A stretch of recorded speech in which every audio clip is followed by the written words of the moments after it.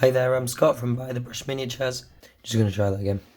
Hi there, I'm Scott from ByTheBrush Miniatures, and today I'm going to show you how to use a wet palette. For today's example, I'm going to be using the Army Painter wet palette, but this can work if you're using any other wet palette or if you're even making your own wet palette. Now the first step is to make sure you've inserted this little foam sheet, which you can see I've done here. Now for the second step, you just need a bit of water. So what we're going to do is we're just going to run the tap just slowly like that. Just let it run in like that. So you are covering the entire thing, and then you can just pour out all the excess. So the next step, you're going to take this little thin bit here and just put that on top. First you'll notice it might curl a bit, just straighten it out with your fingers.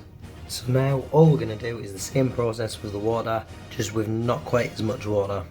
Then just move the water around on the palette. Once again, pour away any excess. And then what I like to do is just sort of rub the water in, just to kind of spread it around a bit.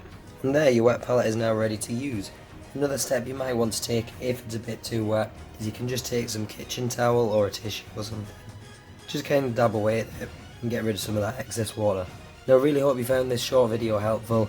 If you did, please leave a like and subscribe. You can also support us on Patreon and Instagram, we'd appreciate support there. We've got an open Discord that anyone can join, and it's cool if you could come along and join the community there too. With that said, I'll see you later.